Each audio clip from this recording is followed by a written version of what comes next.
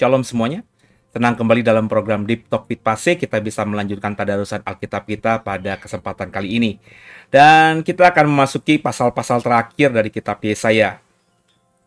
Puji Tuhan ya, kitab Yesaya yang ada 66 pasal ya, kalau tidak salah, itu akan kita selesaikan di minggu ini. Dan minggu depan berarti kita akan bertadarusan di kitab yang baru. Dan sebelum kita mulai, kita tundukkan kepala, kita berdoa. Bapak yang baik, terima kasih buat hari ini. Kami akan melanjutkan tadarusan Alkitab kami.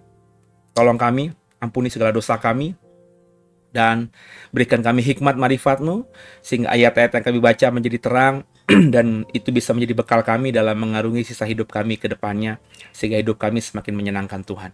Jangan satupun kami yang Kau lalui, kami siap diberkati. Haleluya. Amin. Bapak Ibu, mari siapkan hati kita, dan sebelum kita mulai, kita ambil waktu sejenak untuk memuji dan menyembah Tuhan. Shalom semuanya, kembali dalam program ini kita akan mendengarkan firman Tuhan, dan sebelumnya kita ambil waktu sejenak untuk menyembah Tuhan. Haleluya.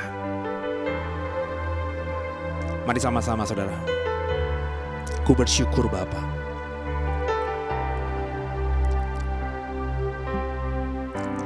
Banyak yang Kau perbuat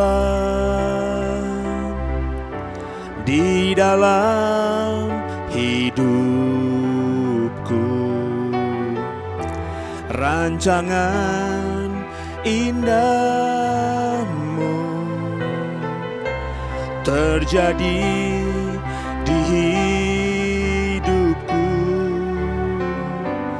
Bapa yang mengerti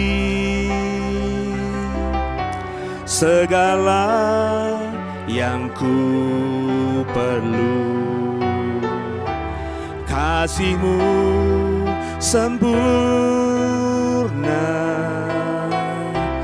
nyata dalam hidupku.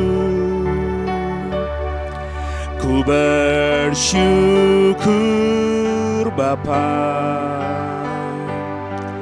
ku bersyukur Tuhan, buat kasih setia-Mu di dalam hidupku. Ku bersyukur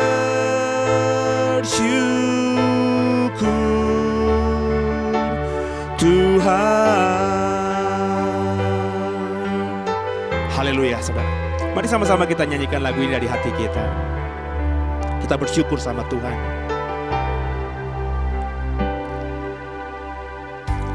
Banyak yang Kau perbuat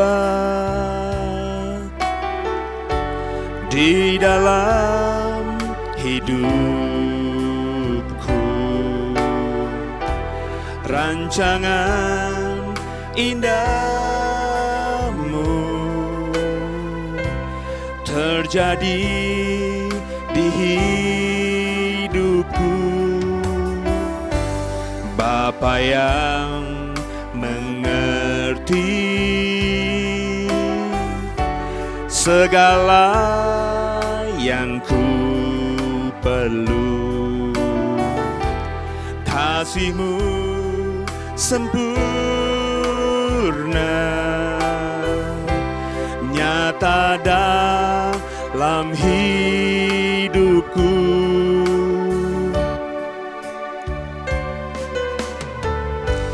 Banyak yang Kau perbuat di dalam hidupku. Rancangan indah-Mu terjadi di hidupku. Bapa yang mengerti segala yang ku perlu. Kasih-Mu sempurna, nyata dalam hidupku. Ku bersyukur Bapa, ku bersyukur Tuhan, buat kasih setia-Mu di dalam hidupku. Ku bersyukur, ku bersyukur Bapa, ku bersyukur Tuhan, buat kasih setia-Mu di dalam hidupku. Ku bersyukur Tuhan, ku bersyukur, ku bersyukur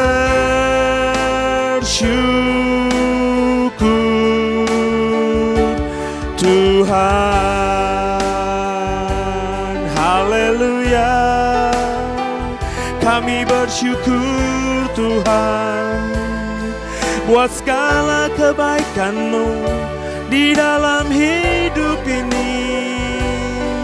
Rancangan-Mu selalu indah atas setiap kami Tuhan. Haleluya, Bapa yang ajaib, Bapa yang selalu mengerti segala kebutuhan kami. Kau cukupi tepat pada waktunya. Kami bersyukur punya Allah seperti-Mu Tuhan. Haleluya, terpujilah nama-Mu Tuhan. Haleluya, haleluya, terpujilah nama-Mu.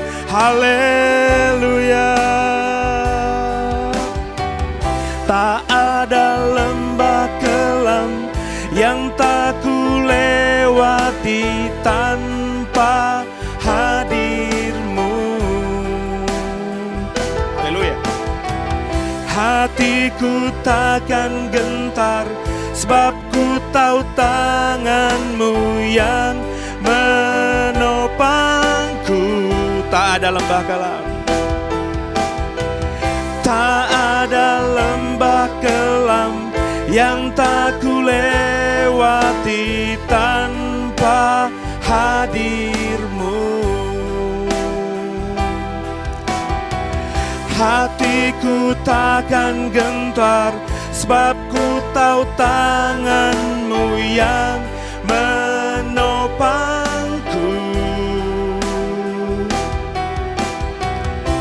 Kaulah Yesus, Kaulah Tuhan, hanya Kau ku percaya.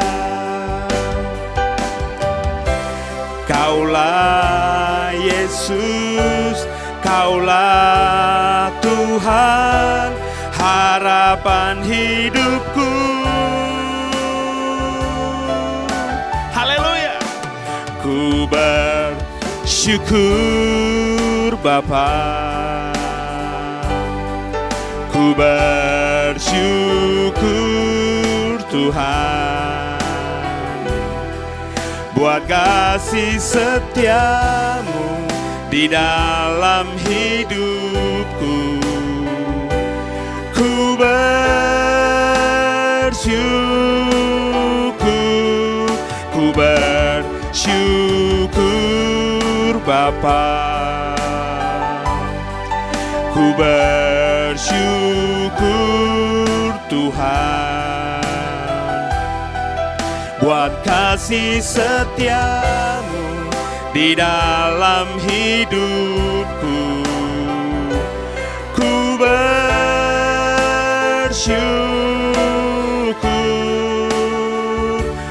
Tuhan, buat kasih setiamu Tuhan, buat kasih setiamu di dalam hidupku.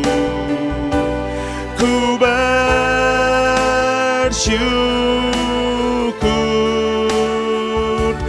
Tuhan, buat kasih setiamu di dalam hidupku. Ku bersyukur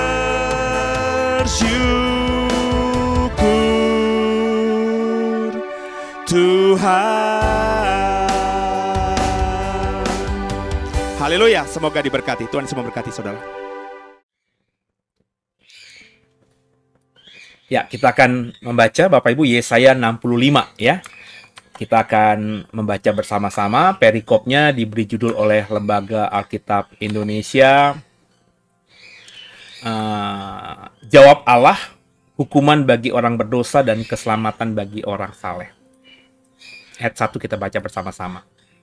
Aku telah berkenan memberi petunjuk kepada orang yang tidak menanyakan aku. Aku telah berkenan ditemukan oleh orang yang tidak mencari aku. Aku telah berkata, ini aku, kepada bangsa yang tidak memanggil namaku.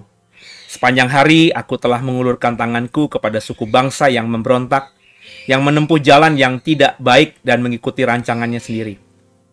Suku bangsa yang menyakitkan hatiku, senantiasa di depan mataku, dengan mempersembahkan korban di taman-taman dewa dan membakar korban di atas batu bata, yang duduk di kuburan-kuburan dan bermalam di dalam gua-gua, yang memakan daging babi dan kuah daging najis ada dalam kuali mereka, yang berkata, menjauhlah, janganlah meraba aku, nanti engkau menjadi kudus olehku. Semuanya ini seperti asap yang naik ke dalam hidungku, seperti api yang menyala sepanjang hari. Sesungguhnya telah ada tertulis di hadapanku, aku tidak akan tinggal diam, malah aku akan mengadakan pembalasan, ya, pembalasan terhadap diri mereka, atas segala kesalahan mereka sendiri, maupun atas kesalahan nenek moyangnya. Semuanya serentak, firman Tuhan. Sebab mereka telah membakar korban di atas gunung-gunung dan mengaibkan aku di atas bukit-bukit. Memang aku akan menakar ke dalam jubah mereka upah untuk perbuatan-perbuatan mereka yang dahulu. Beginilah firman Tuhan. Seperti kata orang, jika pada tandan buah anggur masih terdapat airnya, janganlah musnahkan itu. Sebab di dalamnya masih ada berkat. Demikianlah aku akan bertindak oleh karena hamba-hambaku. Yakni aku tidak akan memusnahkan sekaliannya. Aku akan membangkitkan keturunan dari Yakub dan orang yang mewarisi gunung-gunungku dari Yehuda. Orang-orang pilihanku akan mewarisinya, dan hamba-hambaku akan tinggal di situ. Saron akan menjadi padang rumput bagi kambing domba, dan lembah Akor menjadi tempat pembaringan bagi lembu sapi untuk umatku yang mencari aku. Ayat 11. Tapi kamu yang telah meninggalkan Tuhan, yang telah melupakan gunungku yang kudus, yang menyajikan hidangan bagi dewa Gad, dan yang menyuguhkan anggur bercampur rempah bagi dewa Meni, aku akan menentukan kamu bagi pedang, dan kamu sekalian akan menekuk lutut untuk dibantai. Oleh karena ketika aku memanggil, kamu tidak menjawab. Ketika aku berbicara, kamu tidak mendengar. Tapi kamu melakukan apa yang jahat di mataku. Dan lebih menyukai apa yang tidak berkenan kepadaku. Sebab itu beginilah firman Tuhan Allah. Sesungguhnya, hamba-hambaku akan makan, tapi kamu akan menderita kelaparan. Sesungguhnya hamba-hambaku akan minum, tapi kamu akan menderita kehausan. Sesungguhnya hamba-hambaku akan bersuka cita, tapi kamu akan mendapat malu. Sesungguhnya hamba-hambaku akan bersorak-sorai karena gembira hatinya, tapi kamu akan mengerang karena sedih hati. Dan kamu akan menangis karena patah semangat. Kamu harus meninggalkan namamu kepada orang-orang pilihanku untuk dipakai sebagai sumpah kutuk ini. Tuhan Allah kiranya membuat engkau seperti mereka. Tapi hamba-hambaku akan disebut dengan nama lain.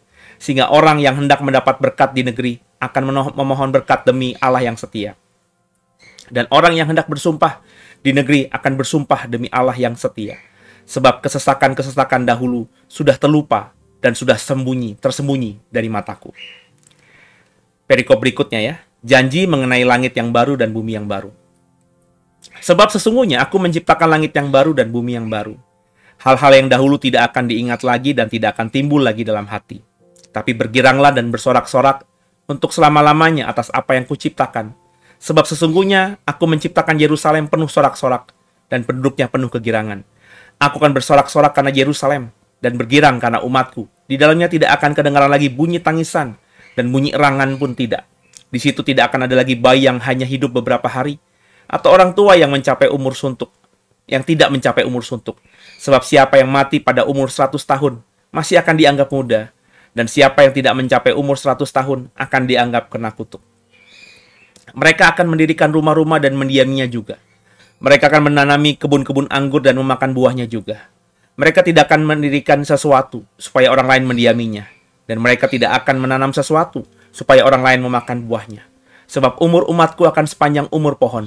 Dan orang-orang pilihanku akan menikmati pekerjaan tangan mereka. Mereka tidak akan bersusah-susah dengan percuma. Dan tidak akan melahirkan anak yang akan mati mendadak. Sebab mereka itu keturunan orang-orang yang diberkati Tuhan. Dan anak cucu mereka ada beserta mereka. Maka sebelum mereka memanggil, aku sudah menjawabnya. Tapi ketika mereka sedang berbicara, aku akan mendengar. Aku sudah mendengarkannya. Serigala dan anak domba akan bersama-sama makan rumput. Singa akan makan jerami seperti lembu. Dan ular akan hidup dari debu. Tidak ada yang akan berbuat jahat atau yang berlaku busuk di segenap gunungku yang kudus. Firman Tuhan. Haleluya. Terpujilah nama Tuhan. Oh, ini tadi belum panjang ya, saudara ya. Ya. Kalimatnya, tidak ada yang akan berbuat jahat atau yang berlaku busuk di segenap gunungku yang kudus. Firman Tuhan. Apa yang kita dapatkan dari tadarusan kita barusan, Bapak Ibu? Kalau kita melihat tadi ayat-ayat yang kita baca, ya, yang menarik tentu di perikop yang terakhir tadi ya, bicara mengenai langit baru dan bumi yang baru. Kalau kita membaca isi dari perikop langit baru, bumi baru di Yesaya 65 ayat 17 ini nggak sama seperti apa yang dipaparkan di dalam kitab Wahyu soal langit baru, bumi baru. Karena kalau kita membaca di Yesaya ini, tampak kelihatan masih ada yang bisa mati. Kalau kita baca ayat 20 tadi, di situ tidak akan ada lagi bayi yang hanya hidup beberapa hari atau orang tua yang tidak mencapai umur suntuk ya. Kelihatan bahwa meskipun tidak ada bayi yang hidup hanya beberapa hari, nggak ada juga orang tua yang tidak mencapai umur suntuk ya. Terus dikatakan di kalimat berikutnya, siapa yang mati umur 100 tahun masih dianggap muda ya. Itu berarti kan meskipun umur orang yang hidup di langit baru, bumi baru itu bisa ratusan tahun. Karena kalau mati umur 100 tahun masih dianggap muda. Nggak ada bayi yang hidup beberapa hari. Nggak ada orang tua yang tidak akan mencapai umur suntuk. Tapi tetap ada kematian di situ. Dan dalam Yerusalem baru, langit baru, bumi baru di kitab Wahyu, kita hidup kekal di situ. Jadi saya membaca Yesaya 65 ini bicara soal Yerusalem baru. Ya. Bicara soal langit baru dan bumi yang baru ini bicara mengenai kerajaan 1000 tahun yang ada di kitab Wahyu mungkin. Itu lebih dekat ke sana. Karena meskipun itu tempat yang nanti waktunya indah, karena dikatakan dengan jelas dalam kitab Wahyu, iblis dan semua malaikat-malaikatnya diikat begitu.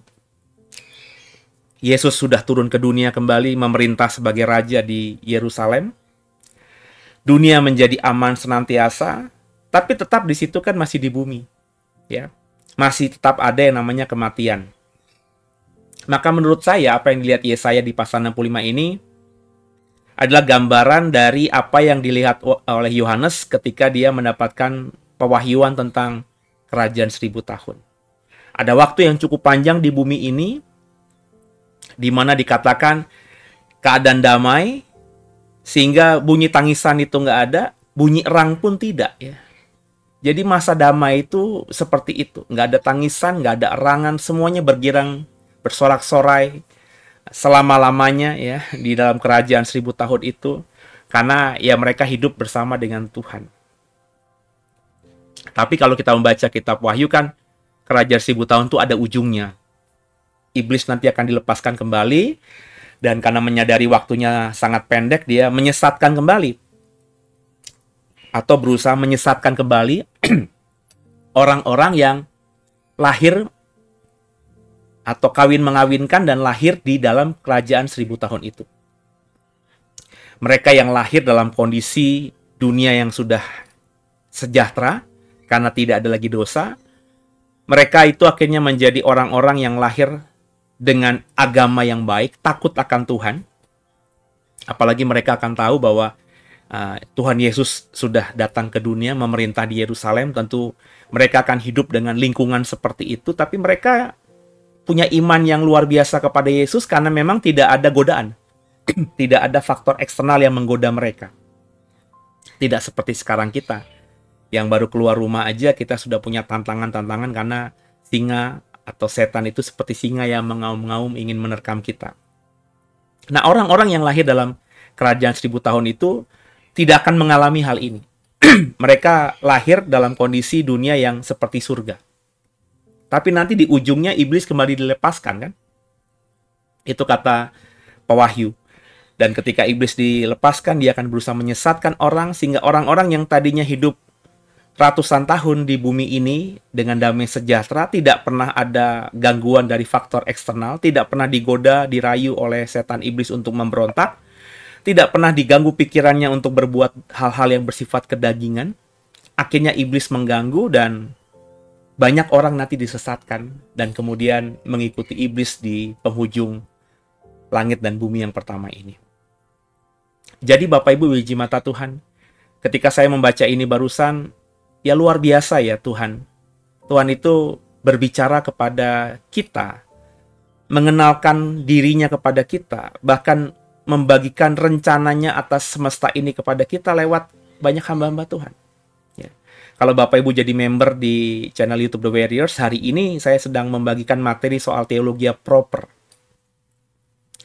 Saya sedang membuat materi bahwa untuk bisa mengenal Allah, kita tidak bisa mendeskripsikan Allah itu seperti apa yang sempurna. Karena kita itu manusia, dia kudus. Nggak mungkin kita bisa menjelaskan yang kudus itu padahal kita adalah orang berdosa. Nah, Allah itu kita bisa deskripsikan karena dia yang mau mengenalkan diri, dia yang mau menyatakan dirinya. Lewat penyataan umum, ya lewat semesta, lewat matahari, bulan, bintang, tumbuh-tumbuhan, makhluk hidup sekitar kita, lewat semua yang bisa kita lihat di bumi ini, dan juga lewat pernyataan khusus yang ada di Alkitab, dan juga dalam diri Tuhan Yesus Kristus. Dia adalah manusia ilahi kan, manusia yang hidup mau benar-benar seturut sekehendak Tuhan, sehingga dikatakan dia adalah firman Allah yang hidup. Nah, Bapak Ibu biji mata Tuhan, yang mau saya sampaikan bahwa apa yang Tuhan siapkan kepada kita itu dia sudah perkatakan kepada banyak orang. Tapi entah kenapa kita masih meragukannya. Bahkan kalau kita ngomong yang ada di dalam Yesaya 65 ayat 17 ini bicara mengenai kerajaan 1000 tahun. Yang sebenarnya dengan kita sharing hari ini, kerajaan 1000 tahun itu kita nggak tahu kapan terjadinya kan.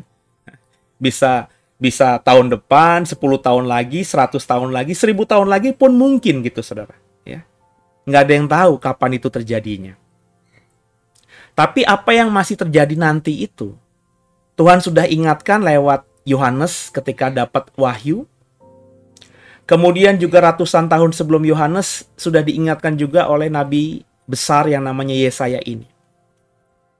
Berarti berita ini kan berita yang disampaikan kepada orang Israel sebagai bangsa pilihan Tuhan dan juga orang Kristen sebagai orang yang mewarisi janji keselamatan yang Tuhan janjikan kepada Abraham, Ishak, dan Yakub itu.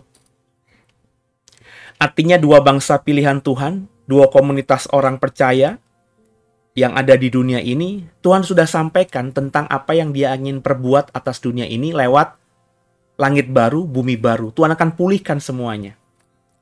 Ya, tapi meskipun sudah telanjang seperti ini, banyak orang Kristen yang tidak menganggap serius mengenai suatu tempat yang disebut langit baru, bumi baru.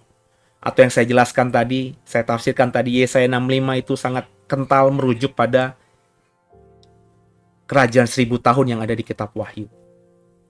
Kita menganggap itu masih sesuatu yang abu-abu. Padahal kita pasti ke sana. Karena bukan saja perjanjian lama yang mengatakannya, perjanjian baru pun mengatakannya. Saya tidak tahu apakah Yohanes di Pulau Patmos itu sedang mengutip Yesaya pasal 65 ini. Tapi kalau kita belajar untuk mengimani firman Tuhan, Alkitab adalah firman Tuhan, Yohanes berkata di dalam pembuangannya di Pulau Patmos ketika mendapatkan wahyu itu, dia memang sedang mengalami hadirat Tuhan. Ya. Tuhan yang bicara kepadanya dalam sebuah penglihatan tentang masa depan. Ya, tergantung perspektif saudara. Saudara percaya Alkitab itu firman Tuhan apa bukan? Kalau saya sangat percaya. Maka saya benar-benar berusaha memahami bahwa apa yang Yohanes lihat itu adalah sebuah kebenaran. Meskipun untuk bisa memahaminya kita harus menafsir, karena kitab Wahyu kan butuh penafsiran, saudara. Tapi soulnya, pesannya, saya tangkap itu adalah kebenaran yang akan terjadi nanti. Maka kalau saya sebagai orang Kristen mempercayai Alkitab adalah firman Tuhan, di Yesaya bicara soal kerajaan 1000 tahun, di Wahyu juga bicara soal kerajaan 1000 tahun, maka saya harus beriman dengan logika iman saya bahwa kerajaan 1000 tahun itu ada. Dan kalau itu terjadi di waktu saya hidup, maka saya besar kemungkinan bisa masuk dan juga besar kemungkinan tidak bisa masuk, tergantung pilihan saya sekarang kepada Tuhan. Apakah saya mau beriman kepada Tuhan atau tidak beriman kepada Tuhan. Nah, ketika saya memutuskan saya mau beriman kepada Tuhan, maka konsekuensinya saya harus menjalankan semua kebenaran firman Tuhan, suka tidak suka. Kalau saya pertahankan dengan konsisten, maka ketika nanti itu kerajaan 1000 tahun terjadi, pasti saya akan masuk ke dalamnya. Kalau saya memang dibiarkan Tuhan masih bisa diberikan nafas hidup. Tapi kalau saya memang tidak percaya Alkitab adalah firman Tuhan, ya nggak heran seperti orang Kristen kebanyakan. Saya nggak ngomongin orang yang tidak Kristen. Karena orang tidak Kristen pasti nggak tahu firman Tuhan yang berkata demikian soal kerajaan 1000 tahun kan. Banyak orang Kristen yang sudah mendengar tentang kerajaan 1000 tahun. Kalau dia adalah orang Kristen yang nggak suka baca kitab Wahyu, dia sukanya baca Alkitab, masakan dia tidak pernah membaca ini di Yesaya pasal 65. Nah, kalau tidak percaya, saya nggak tahu deh. Mungkin itu justifikasi mereka, sehingga mereka akhirnya bisa hidup semena-mena semaunya sendiri. Itu yang terjadi hari-hari ini. Saya tadi pagi membaca sebuah berita, tepatnya sudah berhari-hari, tapi biasanya saya cuma baca doang headline-nya, terus saya abaikan begitu saja, karena bagi saya ini berita yang tidak terlalu gimana gitu. Tapi karena ketika saya buka Kompas, saya buka Detik, saya buka CNN Indonesia, saya buka fifa.co.id, saya juga buka Tempo, ada cerita soal apa yang terjadi di mana ada seorang mertua laki-laki membunuh menantu perempuannya dan terbukti dalam gelar perkara itu bahwa si ayah mertua ini sebelum membunuh menantu perempuannya sempat mensetubuhi menantu perempuannya. Ya ini jujur aja di luar akal yang masuk akal gitu. Akal yang sehat gitu. Ya hari-hari ini ya Bapak Ibu kalau ikuti Pagi Berkat bersama Pasye di Instagram setiap pagi, saya membagikan hari ini tentang hikmat, kemarin juga tentang hikmat. Bahwa hikmat itu datangnya dari atas, makanya harus diminta kepada Tuhan. Kalau kita minta hikmat itu, maka kita akan bisa melihat dengan jelas. Banyak hari-hari ini orang yang tidak bisa melihat atau membaca semua dengan logika. Ya, contoh fakta aja. Ada Mahkamah Konstitusi yang merubah aturan undang-undang untuk menguntungkan keponakannya, anak presiden untuk bisa maju jadi cawapres, tapi ada banyak partai politik lainnya, ada banyak orang-orang yang kayaknya hebat secara politik. Itu yang diam dan juga bahkan setuju dengan apa yang dikerjakan oleh Mahkamah Konstitusi itu. Bukti bahwa ada partai-partai politik besar, ya Bapak Ibu nggak perlu saya sebutkan kan, yang mendukung atau mengusung cawapres anak presiden ini. Dia bisa maju kan karena beberapa hari sebelumnya undang-undang itu dirubah oleh MK, Mahkamah Konstitusi, mahkamah tertinggi di negeri ini. Yang kita tahu bahwa ketua MK itu omnya alias besan alias ipar dari presiden kita. Yang kemarin ketika dia jadi ketua MK dan kemudian dia juga menikah dengan adik presiden itu, saya masih berpikir polos aja lah. Saya masih berpikir positif aja lah, nggak ada apa-apanya. Ketika bahkan 2 tahun lalu anak presiden ini maju jadi wali kota, saya pikir ya biasalah, nggak apa-apalah. Kasih kesempatan, masa anak presiden nggak boleh berpolitik, saya berpikir begitu. Lagian cuma maju ketua jadi wali kota sebuah kota kecil. Saya bilang Solo itu kota kecil bukan merendahkan Solo, saya orang Solo. Bapak saya asli Solo, lahir di Solo, besar di Solo. Ya. Dan harus diakui, kota Solo, kota madya Solo itu kecil sekali. Ya. Itu bukan Solo Raya, Bapak Ibu, hanya kota saja, kecil sekali. Dan dia baru 2 tahun di situ. Saya juga sadar dia terpilih jadi wali kota Solo karena ada pengaruh bapaknya. Karena bapaknya selain presiden dulu juga pernah 2 kali periode wali kota Solo. Dan ketika dia maju jadi ketua, jadi wali kota Solo, dia didukung oleh partai politik di mana ketua DPD-nya itu adalah wali kota Solo setelah bapaknya dan sebelum dia. FX Rudi, dedenggot kota Solo. Yang ketika presiden dulu jadi wali kota, dia adalah wakil wali kota. Jadi terpilih ya, saya masih bisa terima. Karena memang cuma jadi wali kota doang. Dia terpilih meskipun saya tahu nggak punya pengalaman, pasti terpilih besar kemungkinan karena ada figur bapak dan juga wali kota sebelumnya yang mendukung dia. Ya. Tapi ketika baru 2 tahun, terus banyak orang berkata 2 tahun itu karyanya luar biasa, saya langsung berpikir, meskipun selama 2 tahun ini sebelum dia maju jadi calon wakil presiden, saya masih bisa berkata bahwa tidak bilang pekerjaannya jelek, juga tidak mengagumi dia secara luar biasa. Karena saya tahu lah ya, logika saya bermain lah. 2 tahun dia jadi wali kota, kalaupun dia punya karya, tidak mungkin orisinil milik dia. Pasti ada pengaruh bapaknya juga. Orang-orang, pengusaha-pengusaha naruh uang di Solo, itu kalau dia bukan anak presiden, apakah mungkin? Pakai logika, saudara. Ada pangeran dari Arab tiba-tiba membangun sebuah masjid besar di Solo. Kira-kira mungkin nggak itu dilakukan kalau bukan semata karena melihat bapaknya yang seorang presiden yang mengarahkan untuk ditaruh di situ masjidnya. Jadi 2 tahun dia bekerja sebagai wali kota itu bagi saya ya ada andil bapaknya. Terus tiba-tiba dianggap berhasil oleh orang-orang. Logikanya di mana? Ayo kita berpikir dengan sehat. Kalau mau ngomongin anak muda lain yang menjadi pejabat publik, entah itu wali kota, bupati yang usianya muda, yang berkarya luar biasa, itu jauh lebih banyak. Dan saya lebih apresiasi mereka, terlebih kalau mereka itu bukan anak siapa-siapa. Sebab berarti mereka ketika membuat wilayahnya berhasil, dia memang dalam kepemimpinan yang luar biasa, Sehingga meskipun bukan anak siapa-siapa, dia bisa berkarya luar biasa. Ini 2 tahun dianggap berhasil, kemudian undang-undang dirubah, ya. Logika sehat tidak mungkin berpikir bahwa itu terjadi tanpa ada kait-mengkait. Pastilah. Kalaupun itu tidak ada kait-mengkait, kalau memang anak muda ini, anak presiden ini bijaksana, dan presiden kita sekarang juga bijaksana, pasti tidak akan maju pada tahun ini. Wah, namanya akan harum dan saya akan kagum luar biasa. Ternyata tidak.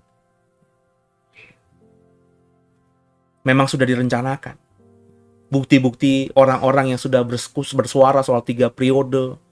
Saya dulu juga mengabaikan, tapi akhirnya ketika orang yang bicara adalah orang-orang yang saya punya nama. Meskipun sekarang berseberangan dengan Presiden Jokowi, ya, tapi orang-orang ini orang-orang yang punya nama. Ya saya sedih aja, saudara. Yang saya mau katakan bahwa hikmat itu nggak bisa didapatkan begitu saja. Buktinya tadi, hal-hal yang sederhana ini. Ya. Saya tidak berpolitik. Saya tidak mendukung partai-partai politik. Seumur hidup saya ketika setelah reformasi, saya tidak pernah mencoblos partai politik atau memilih anggota dewan dari partai politik. Karena saya memang tidak menganggap bahwa partai politik itu bisa mendukung aspirasi saya. Maka nggak pernah. Saya nggak pernah pilih Golkar, PDIP, PKB, Demokrat. Nggak. Tapi saya pernah memilih presiden memang. Ya, ketika pemilihan presiden secara terbuka, ya, saya pertama kali memilih Pak SBY dibanding Bu Mega. Tapi periode kedua saya tidak lagi milih SBY karena saya lihat kerjaannya nggak bagus. Ketika Jokowi running, saya bilang ini orang keren banget ini. Kayaknya tulus nih, saya pilih dia. 2019 kemarin saya masih pilih dia karena saya mempercayakan dia masih orang yang benar. Tapi hancur hati saya ketika setahun kurang pemerintahannya dia bermain api dan merusak segalanya. Kalau saya sih sudah tidak ada respect lagi. Bagi saya sama saja dia. Dan orang-orang bagi saya yang masih melihat apa yang dikerjakan oleh Presiden Jokowi hari ini itu adalah sesuatu yang nggak kenapa-napa. Come on. Ya. Maka dalam banyak hal kita harus bisa melihat itu. Caranya minta hikmat dari Tuhan. Nah Bapak Ibu biji mata Tuhan. Yesaya sudah bicara soal kerajaan 1000 tahun. Yohanes sudah ngomong tentang kerajaan 1000 tahun. Tapi kita orang Kristen yang tahu tentang semua tadi, karena nggak punya hikmat, ya mengabaikannya. Tidak menganggap penting. Tidak menjadikan itu sebagai purpose tujuan hidupmu. Bahwa saya kepengen masuk ke sana. Dalam berkat Tuhan, dalam anugerah Tuhan. Lebih lagi, saya ingin masuk ke Yerusalem baru, langit baru, bumi baru dalam kekala nanti. Maka saya hari ini mengarahkan langkah saya ke sana. Orang kalau nggak punya hikmat, akhirnya menjalani hidup ya begitu saja. Nah, saya berharap sungguh Bapak Ibu yang mendengarkan saya, yang hari ini mengikuti tadarusan ini, cobalah minta hikmat dari Tuhan. Sehingga apa yang sudah kita baca selama ini dalam tadarusan Alkitab kita, itu bukan lewat begitu saja. Tapi membekas, mengakar, dan akhirnya terekspresi lewat apapun yang keluar dari diri kita. Entah itu pengajaran, perkataan, buah pikir, dan juga ekspresi tindakan. Semoga Bapak Ibu semua paham dan akhirnya diberkati Tuhan. Tundukkan kepala, kita doa. Makasih Tuhan buat segalanya. Kami belajar banyak dari Yesaya 65 ini. Bahwa kembali Yesaya mengingatkan tentang apa yang sudah kami pahami soal langit baru, bumi baru. Bahkan ribuan tahun yang lalu, Yesaya dalam keterbatasannya sudah mengatakan, sudah membicarakan, sudah menyampaikan pesan Tuhan ini. Tapi kami masih mengabaikannya. Tuhan teguhkan lewat Yohanes, tapi kami juga masih mengabaikannya. Biarlah semua yang mengikuti program ini hamba doa, bisa menyadari tentang arti kehadiran langit baru, bumi baru di masa depan nanti. Dan itu menjadi tujuan kami semua, dan hari ini, mulai hari ini, kami semua mengarahkan hati untuk sampai ke sana. Ke langit baru, ke bumi baru, di Yerusalem baru. Segala hormat syukur hanya bagi Tuhan. Ampuni salah dosa kami. Yesus Kristus, Kaulah Tuhan dan Juru Selamat kami yang hidup, dan ke dalam tangan-Mu lah kami serahkan tubuh, jiwa, dan roh kami. Haleluya. Amin. Sampai jumpa di Tadarusan besok. Tuhan Yesus memberkati saudara.